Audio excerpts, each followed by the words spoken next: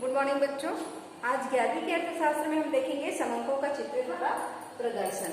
चित्रों द्वारा प्रदर्शन, कोई भी समांक हम तैयार करते हैं तो आंकड़े तैयार करते हैं तो उसको सुंदर समझने योग्य बनाने के लिए वर्गीकरण करते हैं, प्रस्तुतिकरण करते हैं, उसको व्यवस्थित रखते हैं। फिर उसके बाद और सुंदर ढंग से बनाने के लिए उसको चित्रों द्वारा उसका प्रदर्शन किया जाता है। चित्रों द्वारा प्रदर्शन हम कैसे करेंगे देखते हैं। जैसे हम किसी भी आंकड़ा को, हम जनसंख्या को, जलवायु को अगर हम उसको रखें तो उसको हम किस प्रकार से प्रदर्शित करते हैं।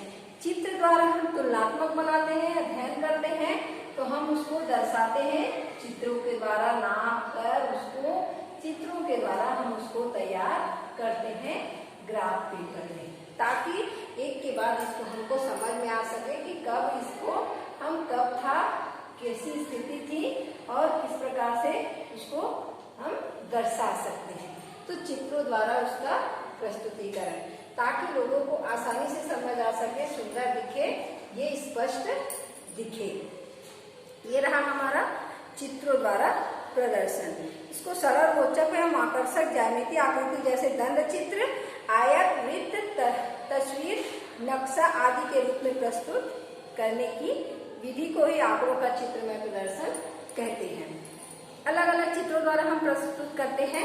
जैसे हमको दूध का, अगर हम कहीं पर दूध उत्पादन के बारे में जानकारी ले रहे हैं तो दूध उत्पादन का हमको बताना है, तो वहां पर हमको ये ग्राफ में नहीं, डिब्बे का आकृति बनाएंगे तो हमको ऑटोमेटिक समझ में आ जाता है। तो चित्रों, समूहों का चित्र द्वारा प्रस्तुतिकरण में देखेंगे चित्रों की उपयोगिता एवं लाभ।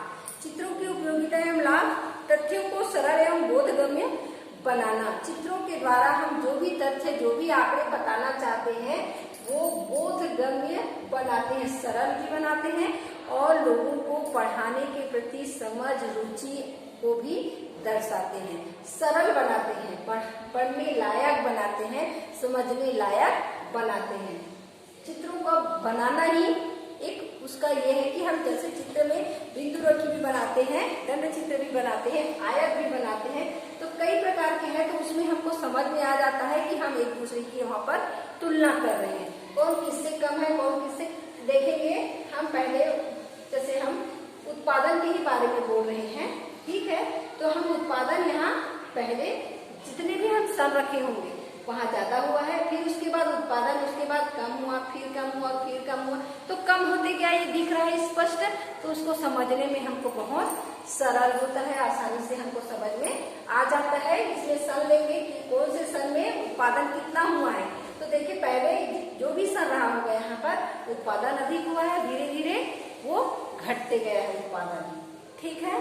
अब देखते हैं आकर्षक एवं प्रभावशाली। ये आकर्षक होता है, प्रभावशाली होता है। ऐसे बताने से लोगों को समझ में नहीं आता, अगर चित्र द्वारा बताते हैं तो वो लोग जल्दी समझ जाते हैं, स्मरण जल्दी रहता है, क्योंकि लोगों का जो है कला के प्रति जुड़ाव ज्यादा रहता है। कोई भी बात को देखने, चित्र में, कलर में अगर देखते हैं, इसी को कलर में अगर हम सजा दे, अलग अलग कलर में भर दे तो और आसानी से इसको हम समझ सकते हैं, क्योंकि इसमें अलग अलग कलर दिया हुआ है। तो कलर से, प्रकृति से सबको प्रेम रहता है, तो इसके द्वारा हमको समझ में अधिक आएगा, इसीलिए कहा गया आकर्षक एवं प्रभावशाली होता है।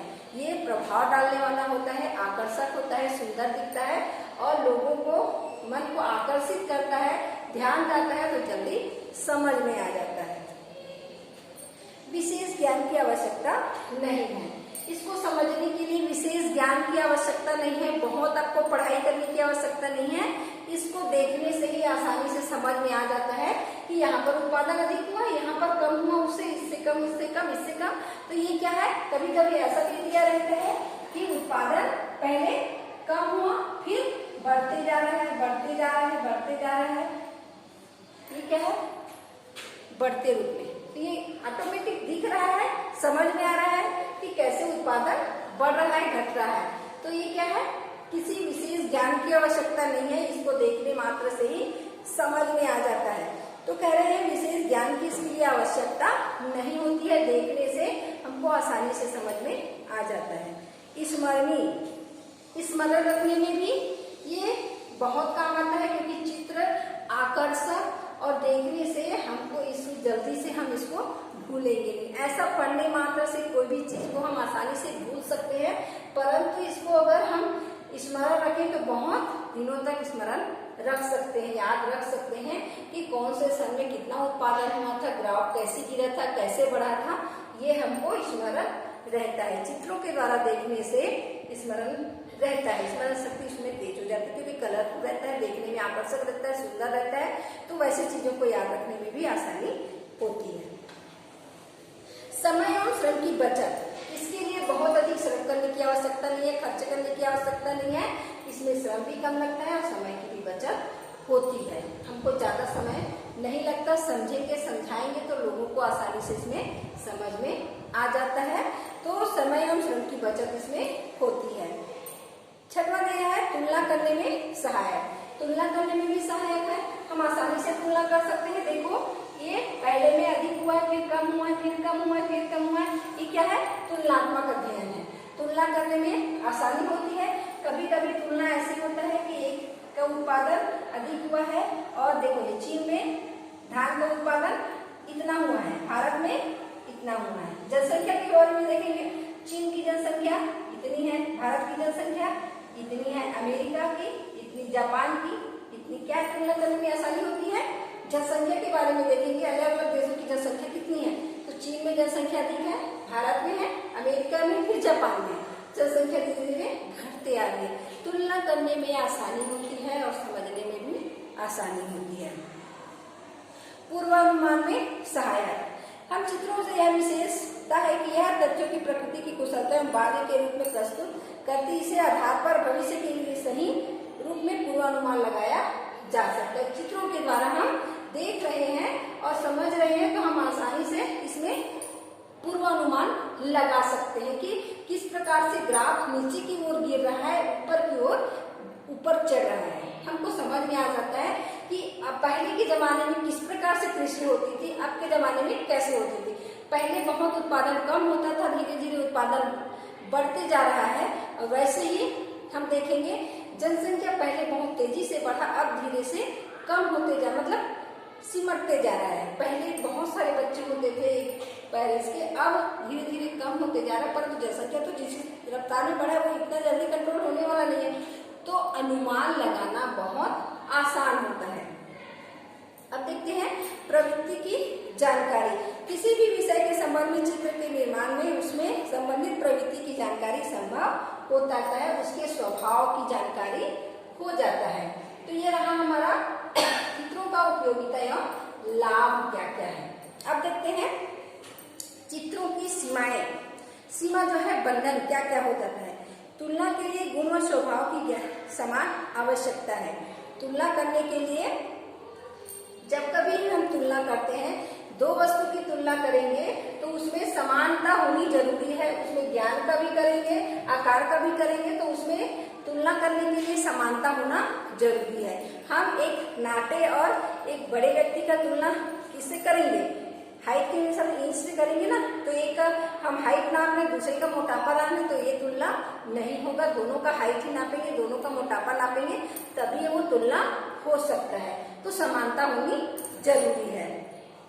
समान गुण स्वभाव का समान आवश्यकता होता है कि हम कभी भी किसी भी देश के, अगर हम भारत में जनसंख्या इतनी है तो अमेरिका में क्षेत्रफल इतना है, ऐसी तुलना नहीं करेंगे। हम भारत की जनसंख्या ले रहे हैं तो अमेरिका का, चीन का, जापान का भी जनसंख्या ही लेना है, अलग अलग नहीं ले सकते। तभी तुलना कर सकते हैं, तभी हम आंकड़े तैयार कर सकते हैं।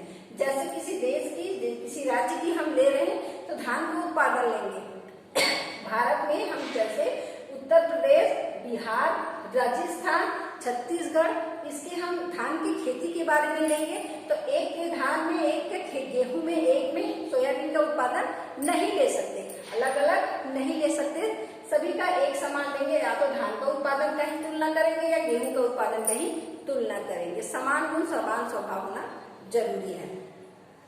दूसरा दिया है सूक्ष्म अंतर दिखाना कठिन।